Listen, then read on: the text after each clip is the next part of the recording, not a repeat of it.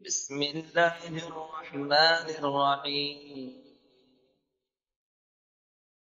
يهده الله فلا مضل له ومن يضلل فلا هادي له واشهد ان لا اله الا الله وحده لا شريك له واشهد ان محمدا عبده ورسوله ارسله بالحق بشيرا ونذيرا بين يدي الساعه وسراجا منيرا من يطع الله ورسوله فقد رشد ومن يعص الله ورسوله فقد ضل وغوى. يا ايها الذين امنوا اتقوا الله حق تقاته ولا تموتن الا وانتم مسلمون. يا أيها الناس اتقوا ربكم الذي خلقكم من نفس واحدة وخلق منها زوجها وبث منهما رجالا كثيرا ونساء واتقوا الله الذي تساءلون به والأرحام إن الله كان عليكم رقيبا. يا أيها الذين آمنوا اتقوا الله وقولوا قولا سديدا يصلح لكم أعمالكم ويغفر لكم ذنوبكم ومن يطع الله ورسوله فقد فاز فوزا عظيما. أما بعد فإن خير الحديث كتاب الله وخير الهدي هدي محمد صلى الله عليه وسلم وشر الأمور محدثاتها وكل محدثة بدعة وكل بدعة ضلالة وكل ضلالة في النار. فأعوذ بالله السميع العليم من الشيطان الرجيم من همزه ونفخه ونفثه. ثم ورثنا الكتاب الذين اصطفينا من عبادنا فمنهم ظالم لنفسه ومنهم مقتصد ومنهم سابق بالخيرات بإذن الله ذلك والفضل الكبير. اللهم حبب إلينا الإيمان وزينه في قلوبنا وكره إلينا الكفر والفسوق والعصيان واجعلنا من الراشدين. اللهم زينا بزينة الإيمان واجعلنا هداة مهتدين. رب اشرح لي صدري ويسر لي أمري واحلل عقدة من لساني يفقه قولي. رب زدني علما.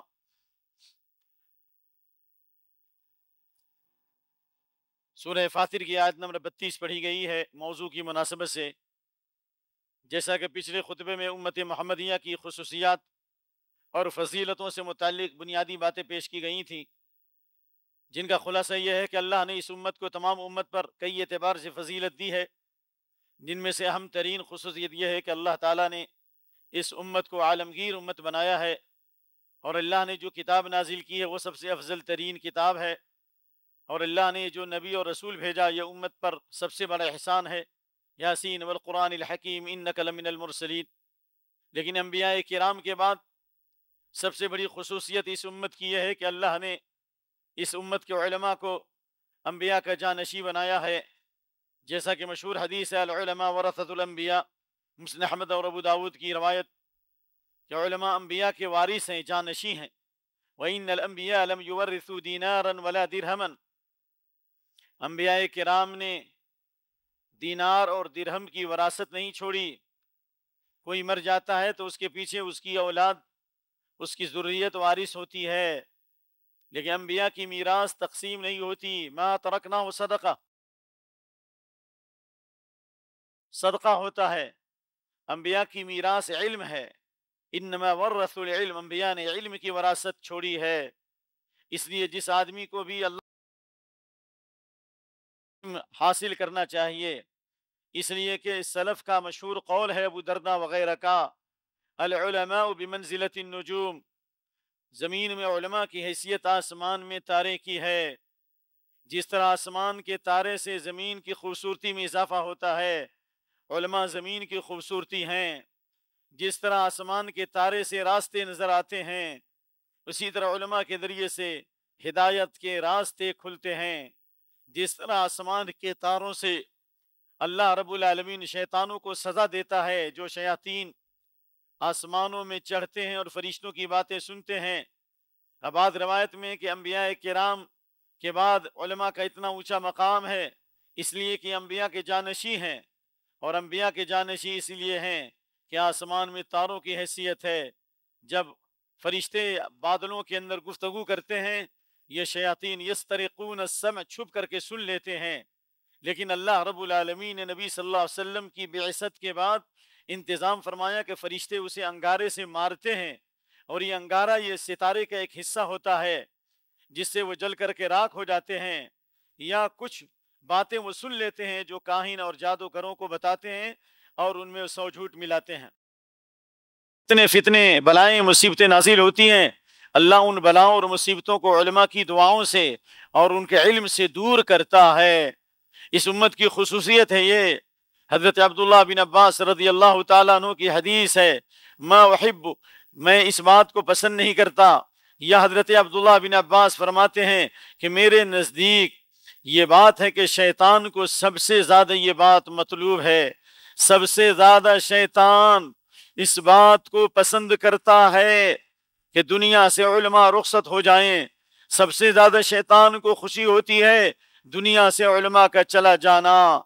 اس لیے کہ عبداللہ بن عباس فرماتے ہیں روئے زمین کے کسی حصے میں جب کوئی بدعت پیدا ہوتی ہے، روئے زمین کے فتنے حصے میں جب کوئی نئی خرابی جنم لیتی ہے، کہ کسی خطے میں کوئی فتنہ برپا ہوتا ہے تو میں اس کا جواب دیتا ہوں، اس پر رد کرتا ہوں۔ کیسے رد کرتا ہوں؟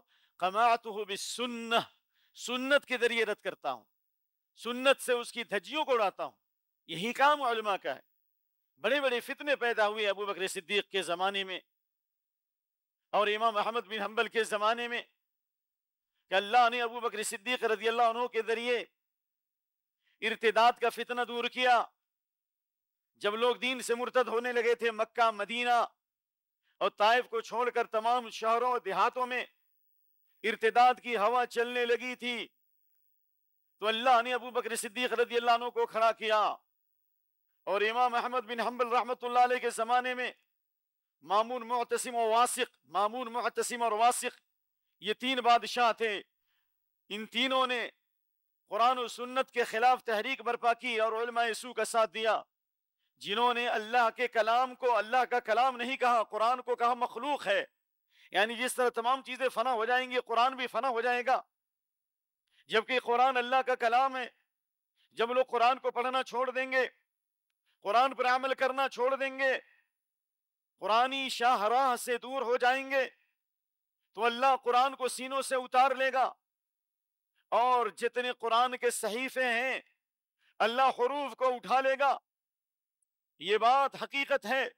لَيُنزَعَنَّ الْقُرْآنُ مِن بَيْنِ أَظْهُرِكُمْ، حضرت عبداللہ بن مسعود کی روایت، اور سلسلہ حدیث صحیح حدیث نمبر 87 میں یہ روایت موجود ہے۔ يَدْرُسُ الْإِسْلام كَمَا يَدْرُسُ يَشْيُ الثَّوْبِ حَتَّى لَا يُدْرَى مَا صَلَاةٌ وَلَا صِيَامٌ وَلَا صَدَقَةٌ وَلَا نُسُكٌ، جس طرح کپڑے کا کلر مٹتا ہے، اسی طرح اسلام کی روشنی مٹتی جائے گی، لوگوں کے دلوں سے ایمان کی خوشبو ختم ہوتی جائے گی، لوگ دین سے دور ہوتے جائیں گے، بلکہ بعض روایت میں چوپائے کی طرف ہو جائیں گے۔ زندگی گزاریں گے لوگ قرآن کو چھوڑیں گے تو یہاں تک کہ یہ نہیں پتا ہوگا کہ نماز کیا ہے، روزہ کیا ہے، صدقہ کیا ہے۔ وَلَا يُسْرَى عَلَى كِتَابِ اللَّهِ عَزَّ وَجَلَّ فِي لَيْلَةٍ مُظْلِمَةٍ، دنیا کی کتابوں میں ڈوبنے والے، دنیا کی بازاروں میں دوڑنے والے، دنیا کی سیاست کو مقصود زندگی بنانے والے، قرآن و سنت کی شاہراہ کو چھوڑو گے کبھی امت متحد نہیں ہو سکتی ہے، کبھی ہمارے صفوں میں اتحاد نہیں آ سکتا ہے۔ اگر قرآن و سنت کو چھوڑیں گے اللہ قرآن کو اٹھا لے گا۔ اللہ تعالیٰ نے امام احمد بن حنبل رحمۃ اللہ علیہ کو کھڑا کیا، وہ اس وقت کے بڑے عالم تھے، اور ان کے ساتھ ان کے تلامذہ، ان کے شاگردان اور علماء حق کو اللہ نے کھڑا کیا۔ علی بن مدینی جو حضرت امام بخاری کے استاذ ہیں، کہتے ہیں ان اللہ عز هذا الدین بالرجلین لا ثالثہما، اللہ نے اس دین کو عزت دی ہے دو بڑے علماء کے ذریعے، دو بڑی شخصیتوں کے ذریعے۔ روئے زمین میں کوئی تیسرا آدمی پیدا نہیں ہوا انبیاء کے بعد۔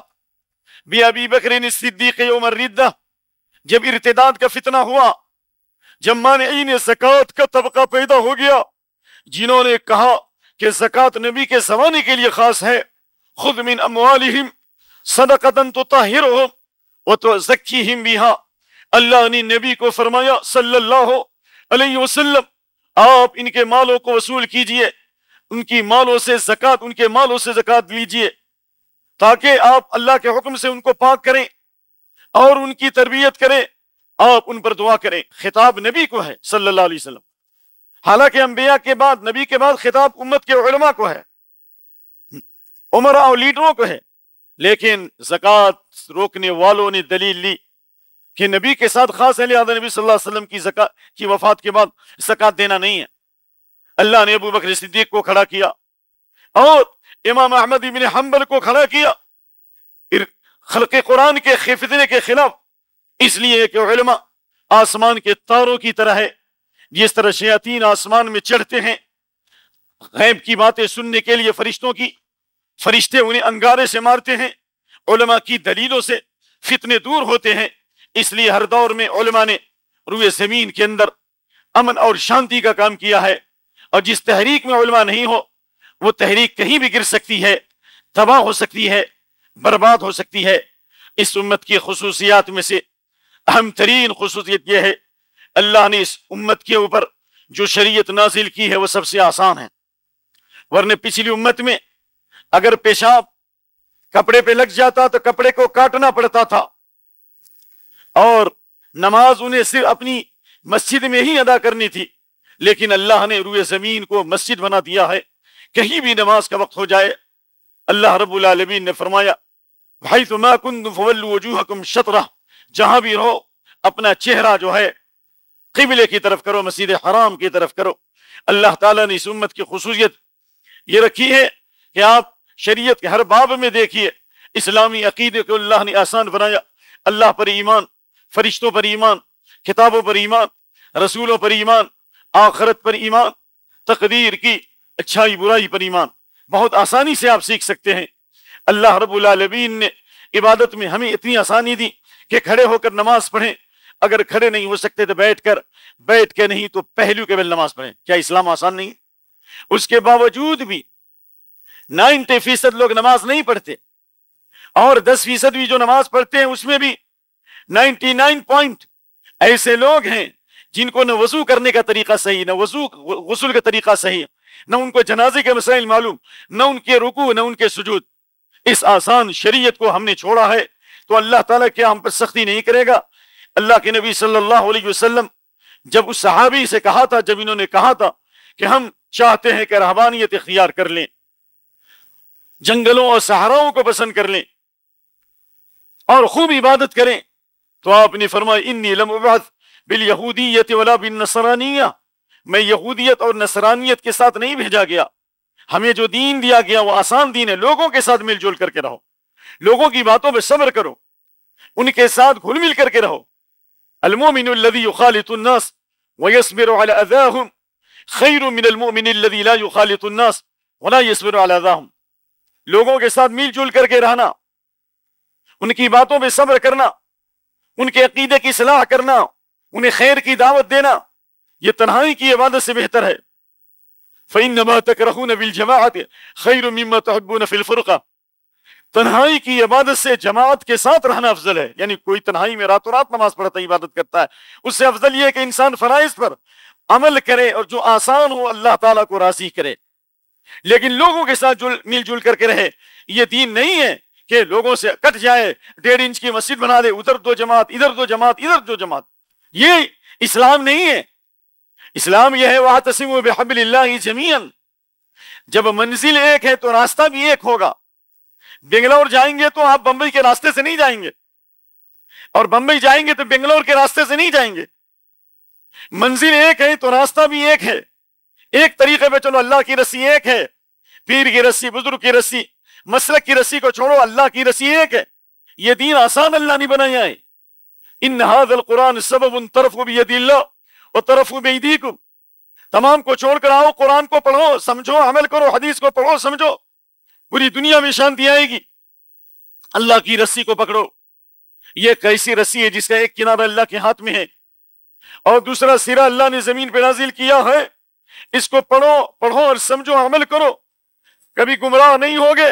فإنکم لن تضلوا ولن تهلكوا بعد ابدا، کبھی گمراہ نہیں ہوگے، نہ انٹرنیٹ گمراہ کرے گا، نہ موبائل گمراہ کرے گا، نہ فیس بک گمراہ کرے گا۔ دنیا کے تمام دشمن جمع ہو جائیں، پورے انٹرنیٹ جمع ہو جائیں، لیکن قرآن و سنت پہ آ جاؤ گے، کبھی گمراہ نہیں ہوگے۔ وَإِن تَصْبِرُوا وَتَتَّقُوا لَا يَضُرُّكُمْ كَيْدُهُمْ شَيْئًا، آؤ قرآن و سنت کی روشنی میں دین پہ جم جاؤ، آؤ قرآن و سنت کی روشنی میں گناہوں سے بچو، تقوی اختیار کرو۔ اللہ دشمنوں کے مکر و فریب کو ناکام کر دے گا، ان کا مکر و فریب نقصان نہیں پہنچائے گا۔ آخر صحابہ نے قرآن کی رسی کو پکڑا تھا، اذ جاؤکم من فوقکم ومن اسفل منکم واذ زاغت الابصار وبلغت القلوب الحناجر وتظنون باللہ الظنون۔ غزوہ احزاب، پورے قریش اور بنو لحیان اور بنو قریظہ، پورے عرب کے لوگ جمع ہو گئے تھے مدینے پر چڑھائی کرنے کے لیے۔ نبی صلی اللہ علیہ وسلم نے تقریباً ایک ہفتے میں لمبی کھدائی کھدوائی، ایک 3 طرف سے پہاڑ ہے، یعنی ایک دونوں طرف سے پہاڑ، حرہ شرقیہ حرہ غربیہ، اور ایک طرف سے کھجوروں کے باغات تھے، اور ایک طرف کھلی جگہ تھی تقریباً 1 میل سے زیادہ، یعنی 1.5 کلومیٹر کے قریب۔ 7 دن میں آپ نے کھدائی کی، دشمنوں نے پورا گھیر لیا۔ کیا اللہ نے حفاظت نہیں کی؟ یہی تو قرآن تھا ان کے پاس، یہی تو حدیث تھی نا۔ کون سی سیاست تھی ان کے پاس؟ یہی قرآنی سیاست ہے، یہی ربانی سیاست ہے، یہ سب سے بڑی سیاست ہے۔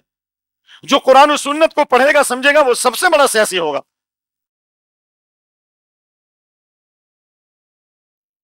کہولاً کان شبانا، حضرت عمر رضی اللہ عنہ کے کیبنٹ کے ممبر اور وزیر منسٹر وہ ہوتے تھے جو قرآن کے قاری ہوتے تھے، جو قرآن کے عالم ہوتے تھے، کیونکہ ان کے دل پر رحمت الہی کا نزول ہوتا ہے، اللہ ان کی فکر کی اصلاح فرماتا ہے۔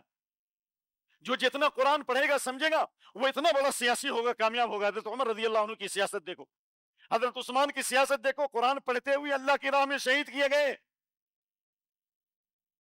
لیکن حضرت عثمان رضی اللہ عنہ کے زمانے میں اسلامی خلافت افریقہ تک، چین تک، کئی لاکھ مربع میل تک اسلام کا جھنڈا لہرایا۔ احسن البیان پڑھیے، یہ کس کی برکت تھی؟ یہ قرآنی سیاست ہے۔ یہ حضرت عمر رضی اللہ عنہ کے کیبنٹ کے ممبر، وزیر، منسٹر وہ ہوتے تھے جو قرآن کے قاری ہوتے تھے، قرآن کے عالم ہوتے تھے۔ آپ پڑھ کر کے دیکھو، قرآن پڑھا کر کے دیکھو، دعوت دو لوگوں کو، قرآن کے ترجمے دو۔ ہر انسان اگر یہ ذمہ داری لے لے کہ ہم کو قرآن پڑھنا ہے، پڑھانا ہے، خیرکم من تعلم القرآن وعلمہ، سیکھنا اور سکھانا ہے، دیکھو ہمارے دلوں میں سکون، ہماری مسجدوں میں سکون، ہمارے معاشرے میں سکون، ہمارے ملک میں سکون ہوگا، فسق و فجور کی گرم بازاری ختم ہو جائے گی۔ اس لیے حضرت کہا کرتے تھے، بہت بڑے امام علامہ قرطبی، من قرأ القرآن متع بعقلہ وإن بلغ 100 سنہ، یہ اس امت کی خصوصیت ہے، جو قرآن پڑھے گا اور سمجھے گا 100 سال ہونے کے بعد بھی اللہ اس کے عقل کی، اس کے دماغ کی حفاظت کرے گا۔ اتنی ساری جو بیماریاں پیدا ہو رہی ہیں کہ حیدرآباد کی خصوصیت یہ ہے کہ پورے ہندوستان میں سب سے زیادہ ہاسپٹل ہے، ماشاءاللہ، سب سے زیادہ ہوٹل اور ہاسپٹل ساتھ ساتھ ہیں، پورے ہاسپٹل بھرے ہوئے ہیں۔ ہم نے قرآن و سنت کے اصول کی مخالفت کی ہے۔ قرآن و سنت کا اصول ہے کہ وَجَعَلْنَا اللَّيْلَ لِبَاسًا وَجَعَلْنَا النَّهَارَ مَعَاشًا، رات کو اللہ نے کام کے لیے بنایا، رات کو اللہ نے آرام کے لیے بنایا، دن کو سکون کا ذریعہ بنایا۔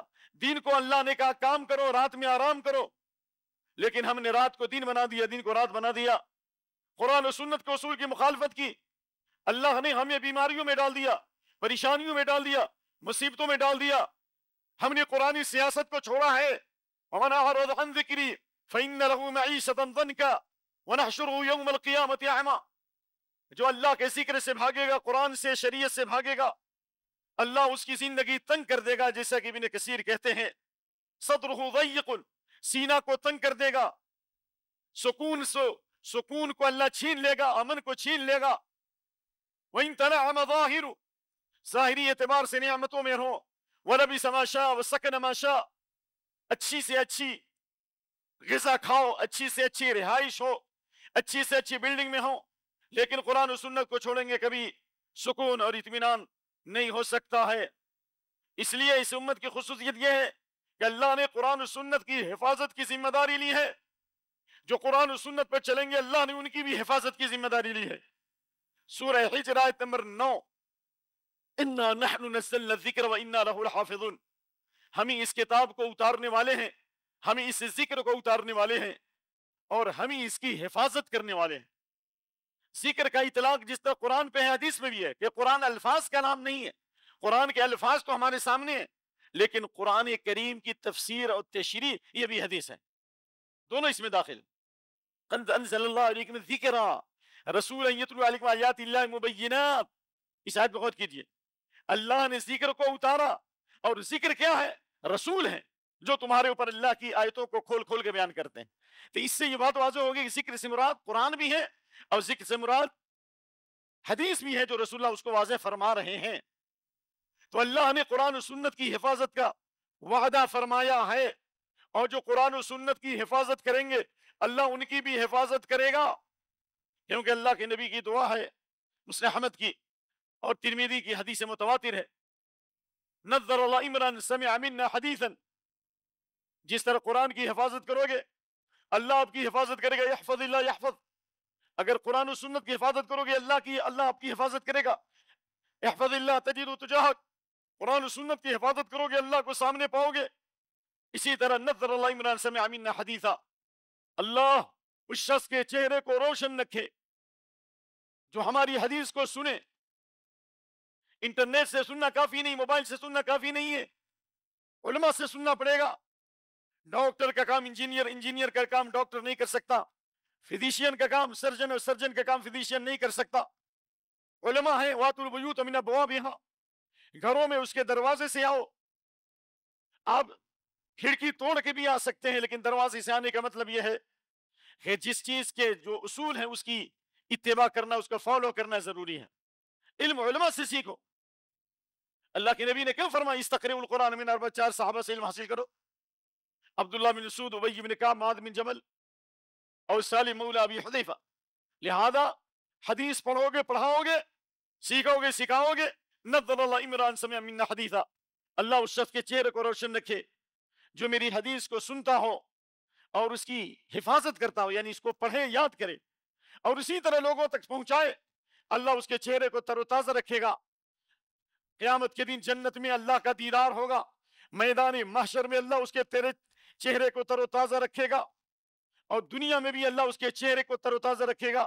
اللہ خوشی اور مسرت سے نوازے گا، جیسا کہ سلف نے اس کی تشریح کی ہے۔ اس امت کی خصوصیات میں سے اہم خصوصیت یہ ہے، امت کی فضیلت میں سے، ان اللہ لا یجمع امتی او قال امت علی محمد علی ضلالہ، میری پوری امت کبھی گمراہی پر جمع نہیں ہو سکتی، اللہ میری امت کو گمراہی پر جمع نہیں کرے گا۔ کیا مطلب؟ اگر کہیں گمراہی ہے تو اللہ گمراہوں کے بیچ میں کچھ ہدایت پانے والوں کو بھی رکھے گا، ایمان کی روشنی والے بھی ہوں گے، قرآن و سنت کی دعوت دینے والے ہوں گے۔ اب انٹارکٹک تک چلے جائیے، دنیا کے مختلف خطوں تک چلے، جہاں جتنی گمراہی پھیلی ہوئی ہے ہر جگہ کچھ اچھے لوگ ملیں گے، آپ قرآن کی دعوت دینے والے ملیں گے، سنت کی دعوت دینے والے ملیں گے۔ یورپ میں، ناروے میں اور جگہوں پہ جائیے، وہاں بھی قرآن و سنت کی دعوت دے رہے ہیں۔ یورپ کے ملکوں میں دیکھیے کہ لوگ قرآن و سنت کا مطالعہ کر کے ہزاروں کی تعداد میں لوگ دین پہ چل رہے ہیں، قرآن و سنت پر عمل کر رہے ہیں۔ اللہ ایک جماعت کو ضرور حق پر قائم رکھے گا، یہ اس امت کی خصوصیت ہے، اور اللہ کے نبی نے اسی جماعت کو حق والی جماعت کہا ہے، اور آپ نے بشارت دی ہے وہ تھوڑی تعداد میں ہوں گے کہ وہ اکثر للحق کارہون، اکثر لوگ حق کو ناپسند کرتے ہیں، اکثر لوگ حق کو ناپسند کرتے ہیں۔ وما اکثر الناس ولو حرصت بمؤمنین، اکثر لوگ ایمان نہیں لاتے۔ وَإِن تُطِعْ أَكْثَرَ مَنْ فِي الْأَرْضِ يُضِلُّوكَ عَنْ سَبِيلِ اللَّهِ، اکثر لوگوں کی پیروی کرو گے آپ کو سیدھے راستے سے گمراہ کر دیں گے۔ حق والی جماعت تھوڑی ہے۔ آپ نے حدیث سنی اس سے پہلے کہ آپ نے فرمایا میری امت میں صرف 70,000 لوگ ہوں گے جو میرا حساب و کتاب جنت میں جائیں گے، اللہ ہم کو شامل فرما۔ کیوں؟ یعنی جو جتنا خالص اس کی تعداد تھوڑی ہوتی ہے۔ ایک جماعت 70 لوگ، 70,000 لوگ، آپ نے دعا کی تو اللہ نے ہر 1000 پر 70,000 کا اضافہ کر دیا، پھر دوبارہ دعا کی تو ہر ایک پر اللہ نے 70,000 کا اضافہ کر دیا۔ تو خلاصہ کلام کیا ہے؟ حق والے لوگ تھوڑے رہیں گے، اور اللہ کے نبی صلی اللہ علیہ وسلم کی حدیث ہے، اس امت کی خصوصیت یہ ہے کہ آپ نے فرمایا، ابو داؤد کی حدیث ہے، ان اللہ اجارکم من ثلاث، 3 چیزوں سے اللہ نے تمہاری حفاظت کی ہے۔ اس امت کی فضیلت ہے، اللہ یدعو علیکم نبیکم فتہلکوا جمیعا، اولاً تو اللہ کے نبی بد دعا نہیں کرتے، نبی صلی اللہ علیہ وسلم خصوصیت یہ ہے آپ نے جس کے لیے بد دعا کی اس بد دعا کو بھی اللہ سے کہا کہ اللہ میری بد دعا کو دعا بنا دے. ایما رجل لعنتہ شتمتہ، اللہ جس پر بھی انہیں لعنت کی ہے، گالی گلوچ کیا ہے، فجعلها صلاۃ وزکاۃ، میری بد دعا کو اس کے لیے دعا بنا دے. اس لیے حضرت معاویہ بن سفیان کو ایک مرتبہ کہا تھا لا اشمعک اللہ، اللہ تم کو کبھی سیراب نہ کرے، اللہ تم کو کبھی سیراب نہ کرے. سلف اس کو کہتے ہیں کہ یہ حضرت معاویہ کی فضیلت کے لیے سیراب نہ کرے، کیونکہ آپ نے دعا کی اللہ جو بد دعا اس کو دعا بنا دے، یعنی اللہ تم کو ہمیشہ تر و تازہ رکھے. پھر آپ نے معاویہ کے لیے دعا کی رضی اللہ عنہ، اللہم اجعل ہادیا مہدیا، اللہ اس کو ہدایت یافتہ بنا دے. معاویہ کے ذریعے ہدایت عطا فرما.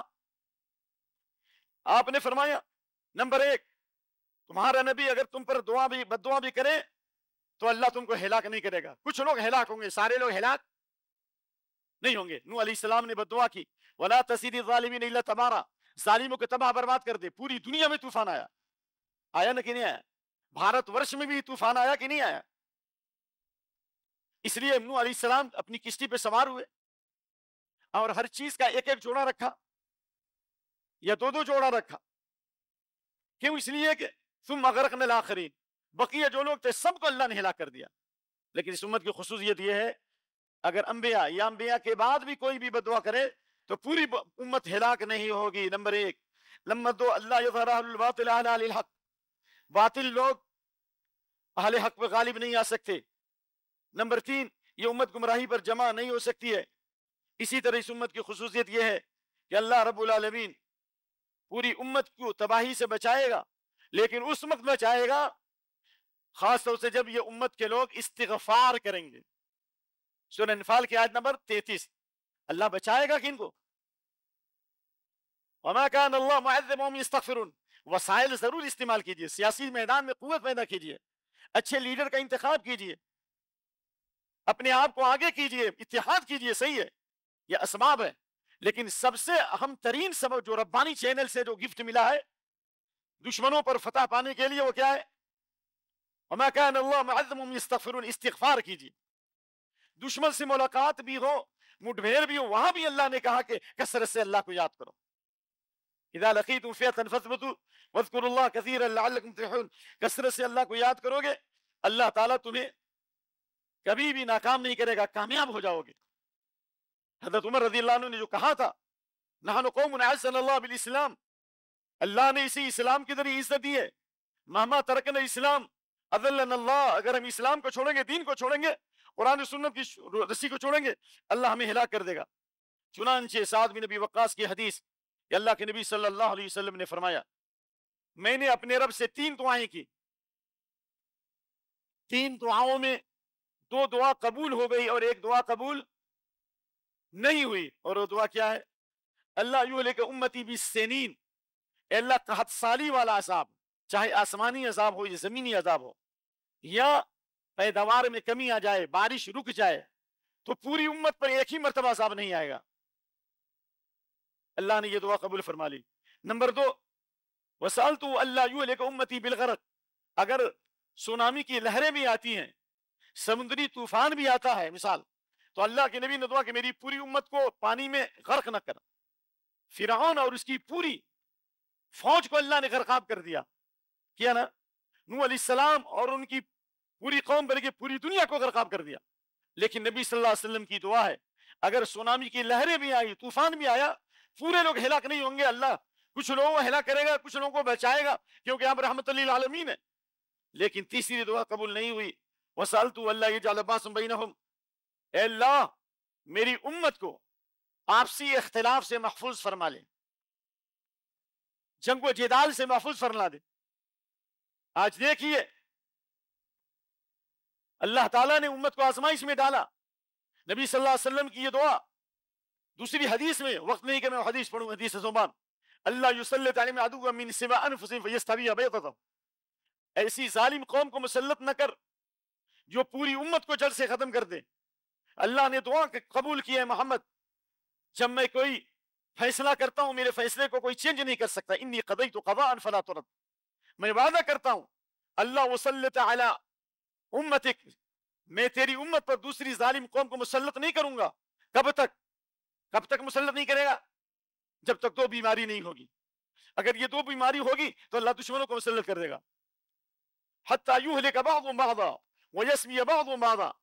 جب امت کے لوگ ایک دوسرے کو ہلاک کرنے لگیں اور ایک دوسرے پر ظلم کرنے لگیں, ایک دوسرے کا خون بہانے لگیں, تو اللہ دوسری قوم کو مسلط کر دے گا. اور وہ کیا ہے؟ ان اخوف ما اخاف علی امتی الائمۃ المضلین. میں اپنی امت پر ڈرتا ہوں سب سے زیادہ گمراہ کرنے والے علماء اور پیشوا سے. آج دیکھیے سوڈان کے اندر جو خون یہودیوں نے نہیں بہایا ہوگا فلسطین میں, وہ مسلمانوں کا خون سوڈان میں بہا رہے ہیں. 70,000 کے قریب لوگ اب تک ہلاک ہو چکے. 2-3 دن میں 30,000 سے لوگ زیادہ مارے گئے مسلمانوں کے ہاتھوں. ظالموں کا تعاون ہے. ہم خود ظلم کر رہے ہیں تو اللہ ہماری مدد کیسے کرے گا؟ لہذا ضرورت اس بات کی ہے کہ ہم اپنے اختلافات پہ بھلائیں, دیوار پر جو چیز لکھی اس کو پڑھیں. ہر قد بدت البغضاء من افواہہم, دشمنوں کی زبانوں سے بغض اور عداوت کی آوازیں پیدا ہو رہی ہیں ہمارے خلاف, لیکن دلوں میں کینہ کپٹ اس سے بھی زیادہ چھپا ہوا ہے. ہمیں چاہیے کہ ہم اپنے صفوں میں اتحاد پیدا کریں, اور یہ اتحاد بھی اسی وقت ہوگا جب اللہ کی رحمت ہوگی, اور رحمت اسی وقت ہوگی جب قرآن و سنت پر آئیں گے. الجماعت رحمت والفرقۃ عذاب. اجتماعیت رحمت ہے اور اختلاف اللہ کا عذاب ہے. اللہ سے دعا ہے کہ اللہ ہمارے صفوں میں اتحاد عطا فرمائے, ہماری نیتوں کو خالص فرمائے, اور آنے والا جو الیکشن ہے اللہ ہمارے صفوں کے اندر متحد, ہمیں ہمارے صفوں میں اتحاد عطا فرمائے. اور بلدیہ کے اس الیکشن میں اللہ ہمیں متحد ہو کر ووٹ دینے کی کوشش کرے, کیونکہ یہ شہادت ہے. ولا تکتم الشہادہ, اپنی گواہی کو مت چھپاؤ. کونوا قوامین للہ شہداء بالقسط, حق کی گواہی دینے والے بنو. کوئی بھی پارٹی جو حق اور انصاف سے زیادہ قریب ہے, کوئی دودھ کا دھلا ہوا نہیں ہے, لیکن جو انصاف سے زیادہ قریب امن قائم کرنے والے ہیں, جن کے جرائم ہلکے ہیں یا جن کے جرائم نہیں ہیں, ان کو سپورٹ کرنا چاہیے. اس لیے کہ اللہ نے کہا ولا یجرمنک اعدلوا هو اقرب للتقوى, انصاف کرو, یہی تقوی کے زیادہ قریب کرنے والی چیز ہے. اقول قولی هذا ولسائر المسلمین واستغفروا انه الغفور الرحیم.